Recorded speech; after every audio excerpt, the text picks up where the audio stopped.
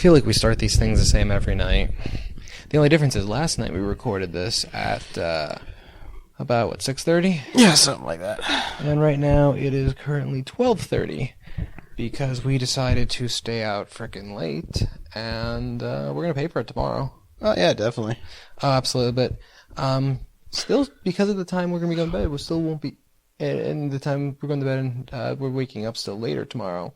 Or today, technically. So, it actually shouldn't be that bad compared to the day one. It actually still should be technically better. Technically, yes. But we have 2 days of PAX under our belt. Yeah. By the way, this is the constant calibrating PAX rough cut report for day 2, Saturday. Despite the fact we're recording this on Sunday. Because technically. There might be a bear outside, by the way. There might be. There might be. There's a bear that likes pears. Eating pears, leaving shits. So, okay. Let's look at today. Oh, just for any caring, I am Josh Silverman. This is Justin Stanley. Hey. If you've been watching our content, you probably know this already. If you're not watching our content, then we have to have some words. But first, some words. Okay, so started off the day today with uploading a video. Oh, yes, yes, kind of cool. That was fun. I like the PAX Media Room, I gotta say. PAX Media Room's awesome. Nothing against the RTX one, but I guess it's the Washington Convention Center. It's a lecture hall, technically. Yeah, it's a lecture hall, which is fascinating to me. But yeah, it worked out pretty well. We got stuff online. Hopefully you've watched it and possibly it even took longer to enjoyed export than it did to upload it. Yeah, it took significantly longer, mostly because we kept canceling it because we thought we could make it go faster. The video's a little bit medium bit, right? If you're running wise, that's why. We wanted to get it up, so if you watch, this video might end up being the exact same way, because I'm going to probably edit this one in the Uber on the way over tomorrow as well. So it'll probably be another case of that. But, it's either medium bit rate or not at all. Or you have no idea what we're talking about, or actually you might not even see this because we'll cut this out when we chop it up and do a little fun stuff with it, which I think I'm still planning on doing. I lost my notes. Okay, so let's get to the actual stuff. I started off with, I started off with the Calypso booth. Yes. Which was Urban Empire and Vikings. I don't know I don't actually know what the subtitle for it is, but it's Calypso Media makes a game publishing game Viking something. So that's the one we're talking about. So Urban Empire is fun. It was kind of let me think. Excuse me. Sim City, but with like a political aspect, like Tropico, right? So it has aspects of Tropico, kind of, because there's different factions that you're trying to appease, but you can't just enact an edict or raise taxes. You actually have to either fund it yourself, privately, or you have to go through the council in the game, and actually they have to vote into action. You have to appease them in different ways. It was fun. Maybe I didn't have good explanation. I felt it was a little too complicated. Usually those kind of are. Yeah, usually they are, but it was just... I don't know. It irked me a little bit. I still had a fun time. Vikings I thought was a lot of fun for an action RPG. Wolves of Midgard, by the way. Wolves of Midgard. There we go. I knew it was Midgard in there. I thought it was a Battle of Midgard, but I'm thinking of Battle of Middle Earth or something, but... Maybe. Wolves of Midgard, yeah, it was fun. Action RPG, the level they put us in was you're freezing to death, so you have to continuously be by fire. Yep. I had a good time, but I was impossible with managing the cold temperatures. I guess a game, I hate to compare games to other games because it's not quite fair, but everybody gets inspiration, but it kind of reminded me of Baldur's Gate for PS2. Okay. Not a bad thing. Not a bad comparison. But yeah, it was cool. It visually looked nice. Of course, I know there's a Baldur's Gate for PC, Shadow's Am, and all. I'm just talking about the console version. Yes, specifically bad comparison. Yeah, it was fun. I thought it was neat. I am blanking because the morning was so far away. You were doing something. I went to DIGN Podcast Beyond. Yeah, you went to the Podcast Beyond, right? Amusing. Marty Sleva. Well, now I am blanking. Andrew Gofarb. Scoville? Scoville wasn't there. Okay, no. He was out. He's supposed to be, but that got changed. Alana Pierce. Andrew Renee was a special guest, and of course, Greg Miller was there. Of course. Which I love when they tried to introduce him. What do you do? Kind of something. It's like Greg Miller, co-founder of Podcast Beyond. Of course, Greg. It's entertaining. It's mostly a Q&A. But it was a good Q&A. That's good. That's good stuff. So, after we met up with that, I think head over to... I went to Smash and Grab. And I gotta say, that was... Actually, I went to Smash and Grab when you were at Podcast Beyond. Okay. Think about Podcast Beyond Online, too. Like, the people who do the Jack Party Box games actually have, like, a mobile station they rolled over to let people play while they're, like, waiting in line. Mm-hmm. Well, fair enough. So, cool. Anyways, I went on to Smash and Grab. So we're a little tired right now, so this is going to be a little rougher than last night's, and hopefully not as long. Which sounds like my second. It's already starting to go that long. Fair enough. So Smash and Grab, I'm going to go through really quickly. 3v3, fun game. 3v3, you have lieutenants and stuff like that. It's quasi-MOBA, but not quite. You're trying to rob places. Think State of Emergency, that really shitty Rockstar game from a little more than a decade ago. That they never acknowledge anymore. That they won't acknowledge in any way, shape, or form that they actually made. But good. Like, that's the best way I could describe it. It was a lot of fun. A game that I am fucking dying to get, seriously, I want to play this all the fucking time. I had so much freaking fun with it.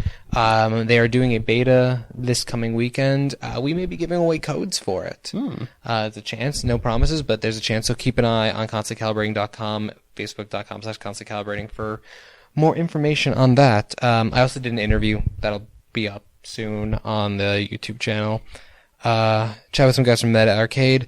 I don't really have much to say on it. It's an interesting platform. Essentially, it allows content creators and stuff like that to make very simple choose-your-own-adventure games, although they can't use choose-your-own-adventure because it's a trademark term. So interactive fiction, I believe, is the term they're using, which made me crack up laughing a little bit. But very simple, kind of that style of thing. It's based on the old pen and paper style of gaming. And what they're doing is they're going to put your game up on Steam. They're going to take a percentage, less than Steam itself would take, is what they were saying. They're offering pretty good rates of it, but you own the IP, so you decide that it becomes popular, you want to make a novel out of it, or you want to make a movie out of it, or anything like that, go ahead. They're here to help you become popular, is what they're saying. And it's supposedly as complex as you want it to be, so you can just... go write in like a WordPress kind of thing, write it. Or if you want to create your own characters visually, you could do that. You can even upload your character designs to their art database. And then if anyone else uses it, you get paid for them using your art. Yes. So it could actually become for some people who are really creative, could become an actual business model. Sounds to awesome. Work with them.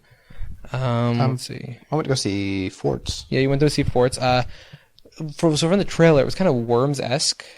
Very Worms-esque. Well, yes and no. First of all, it's already Steam greenlit. The beta should be hitting November. Okay. Basically, it's a 2D plane, and idea is you build forts. Okay. Like how high they are, how wide they are, but you have like a certain like build pad pretty much, or foundation for it. And what you build has to be structurally sound. So if you build it too much stuff on the right side, you'll start topping over to the right. You put anchors down. Okay. But the idea is you're building the forts while the enemy's building theirs, and you're just trying to destroy each other. So, you build machine guns to shoot down, like, mortar fire. You use mortar to try to destroy it. It's like, if you hit down below, like, it knocks out their bottom, it'll start to fall over.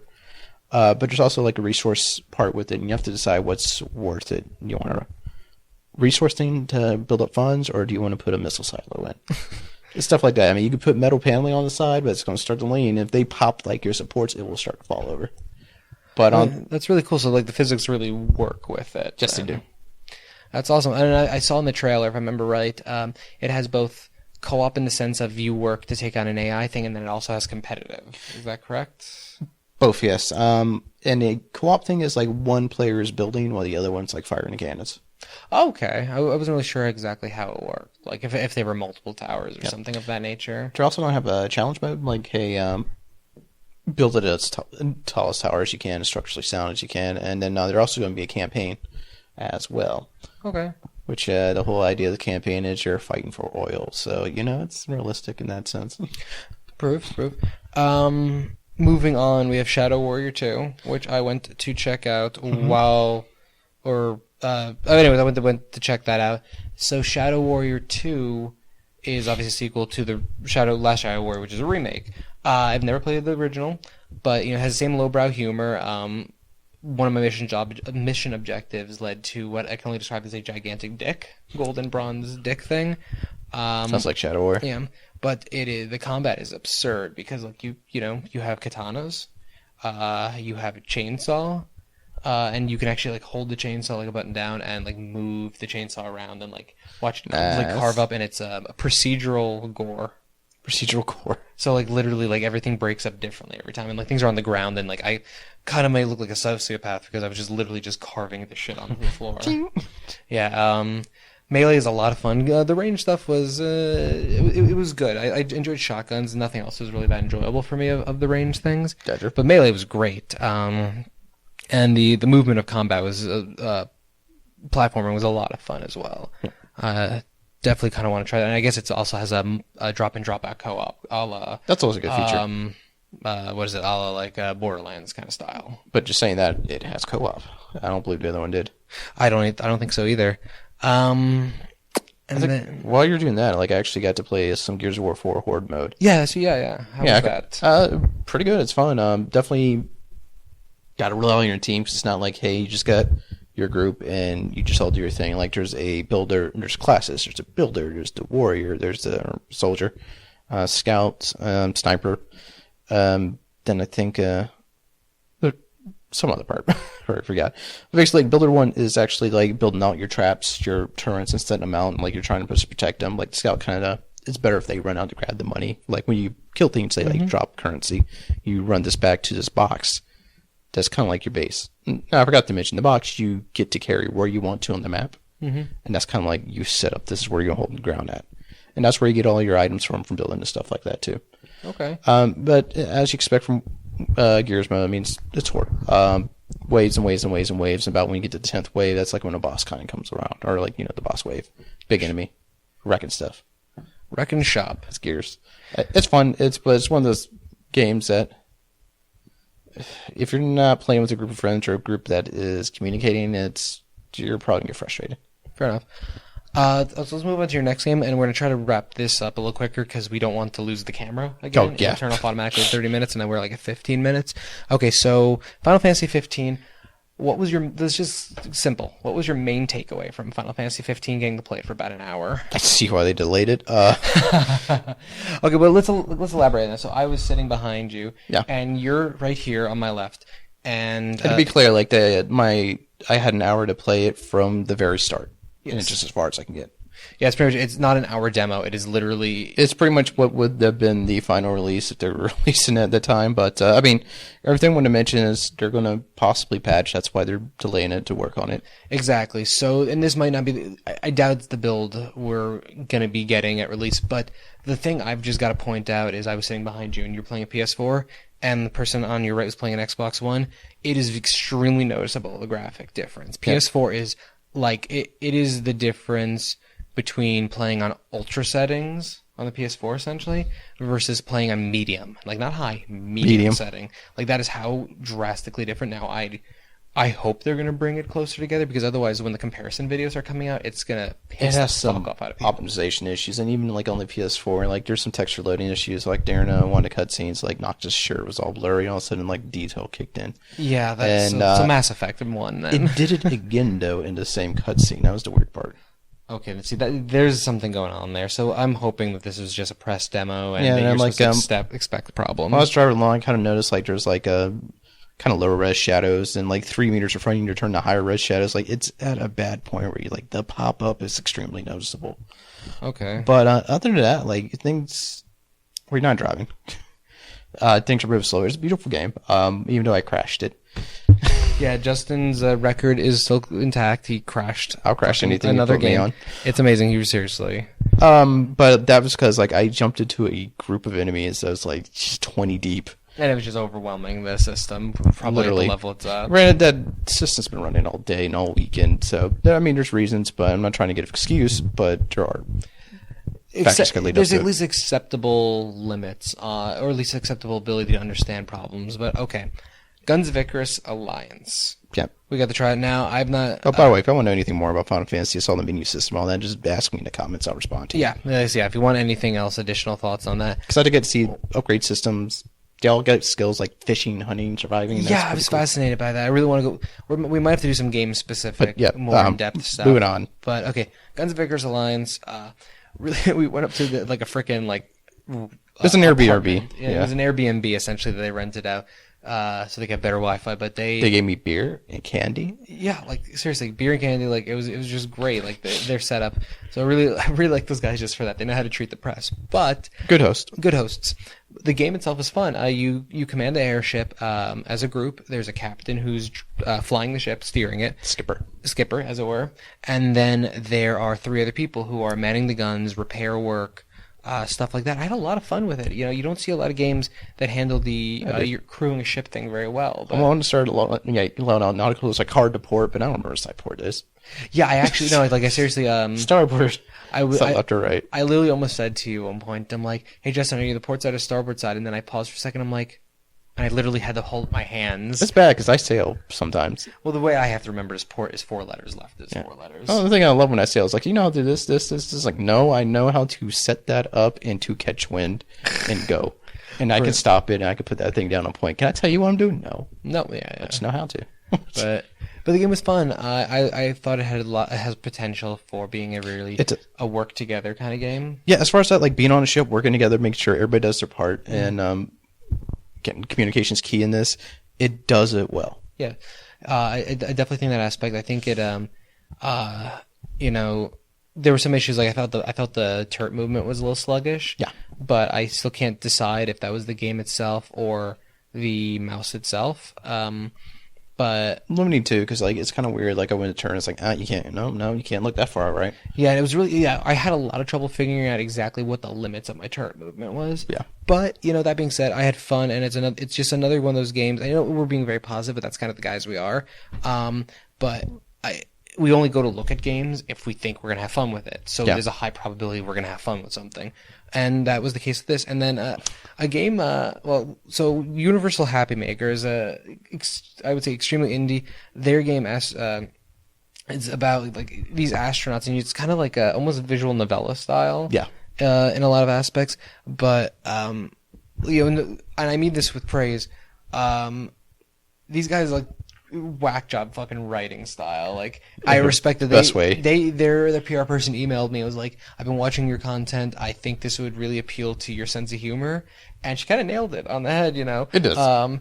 Because my sense of humor is I'm broken inside and I want to laugh. We're concerned about snakes and very concerned about snakes, and it was very ridiculous. But a lot, I wanted to know if a snake was in that torpedo too. I really want to know if there was a snake in the rocket. Kind of exploring that. They didn't like that, but I did. No, they don't. But it was. It's again, visual novellas are something I typically play, but or that at least style. But I can see being interested in this, at least at the very least for the sense of humor. And it's supposed to be procedural too, so like multiple gameplay is supposed to be different. Yeah, so they're like going into Kickstarter at the end of the month, yeah, or at next month at latest kind of situation. So they're extremely early on. Like this was just a demo made for PAX because they were going to be here. Yes. And we didn't even get to play the whole thing because we were getting kicked out of the interview room. Pretty much. But I look forward to at least checking that out a little bit more, moving forward and seeing really what makes that game tick. But it's okay, that's the end of our game discussion. Just 2 quick panels really quickly, and then we're going to be done here. So just mentioning. Fun panels. We went to a fun panel of 4-player romancing games. I mostly went to meet my, at this point, longtime internet friend, Mylan Barrows. But also on that panel, I only know by name right now off the top. I'm so tired. But Mike Laidlaw, the creative director of Dragon Age, was there, who was one of the funniest fucking human beings. Yeah, ever. his deliveries. Just to be an asshole, but in the funniest, politest way. A lot of BioWare devs got on the Q&A line kind of thing, and were just asking these mocking questions, and it was ridiculous. And then he calls every single one of them out. Oh, and he called every single one of them out, and then by name and title. By name and title, and told them to go back to work and stuff. And then it was just really interesting. I thought it was a really nice panel. I've heard good things about the romance and gaming panel for the last few years, but it was really entertaining. Yeah, I was surprised how entertaining. Like everybody on the panel was. Yeah, like every person up there. Even the person who is working on something I never thought I'd say out loud, a Jane Austen online MMO. Which I've got to just remember this, talk to Charnel about it, because my wife loves Jane Austen stuff. I've watched every version of Pride and Prejudice there is, and I like at least one of them. At least one of the movies. And then finally, we were not going to go to the Let's Play panel. That would have been the biggest fucking mistake of entirety PAX. We were so tired. The only benefit would have been we would not have spent $100 on a fucking Uber. Fuck you, Uber. Fuck you, Uber, for your stupid price gouging. But that being said, we would save money. But if we hadn't gone, we would not have seen. And this is the one thing I want to discuss: Greg Miller, Sandman. He did. So if you know ECW, Extreme Championship Wrestling from the '90s, Sandman. That's all I need to say to you. He did the Sandman entrance, checked with everyone if they were 21 or over. As he's running a beer over. As he's running a beer over, and he's literally standing up on a chair and just dumping in their mouth. One girl, he just dumped it all over her fucking head. 2 beers. God, I hope she was willing for that. Yes, I did too. It seems a little odd, but that's like literally one takeaway, and that was the tamest moment of the entire fucking panel. The tamest. I'm not even kidding. Like, that was the most batshit off the rails fucking thing I have ever seen. I am sorry by we don't look sweary. Like, that's how insane this was. Well, and that's what was most of this panel. And Jeff Ramsey probably has regrets. Yeah, he has some regrets because his daughter was sitting on his lap, and I know, she heard some shit that most of it came from Jeff, though. And most came from Jeff.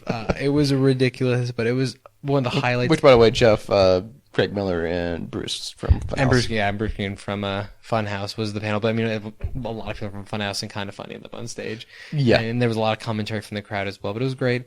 And then, chatted with Greg, Tim, Kevin afterwards. So Bruce and Greg did a nice interactive wrestling, which started with a kiss. Then Greg kind of like popping up without his shirt. Started with the kiss. How did it end up like this? It was only a kiss. It was only a kiss. Pretty much. I couldn't resist. So that was the highlight of end of our evening. And then like ditching Kevin on stage and making him run the rest of the panel. Yeah. So I think that about Which covers. He did a fabulous job. Fair enough. I think that about covers our day 2. There's a lot more, but we're just too damn tired at this point. And the camera's about to cut off. Anyways. So day 3, there's the PAX Rumble tomorrow. Hopefully we can get to. I'm very excited to see Adult Swim games because I want to play Toe Jam and Earl. Oh god, I gotta stop by either way. Yeah, Thimbleweed Park. We have got like cool stuff. And there's what is it? Lesson from New Blood Studios we're checking out, and then Outward, which is a really cool looking RPG that I'm really interested in. And then so we got a busy day, a busy amount of stuff, and I hope you guys end up enjoying that content. I hope you enjoyed this content. Let's know. As always, constantcalibrating.com. You're watching this on youtube.com/concalpod. Follow us on twitch.tv/constantcalibrating. We are going to be going to about 4 days a week streaming, probably sometime by mid-October. Yeah, hopefully. It's just we're just building back out after this hiatus is coming to a close. He's the aging gamer, aging with an E. Bear Punch 1138 on Twitch, Bear Punch on Twitter. He's still the aging gamer everywhere. He's actually smart and branded himself the same way. I'm not sure about the name anymore, but yes, I did. So it's really fun trying to explain it to people sometimes, but it's a lot of. I like the name. I love people like you spelled aging wrong. I'm like, dude, look it up, dude. If when I was having a nervous breakdown this summer and I just wanted to quit Conk, I was just going to join you and be the aging gamers. Because I just like it that much. Yeah, I kind of want. I mean, it might grow to be something bigger one day. Who knows? Could grow into something bigger. I have the domain. Am I going to do anything with it? I don't know. Probably not. Yeah, maybe some point. Who knows? You have it at the very least. So, that being said, as we ramble on as we tend to do, subscribe, follow wherever you see fit, and hopefully, you keep joining us for more content. With that, bid you good sign off.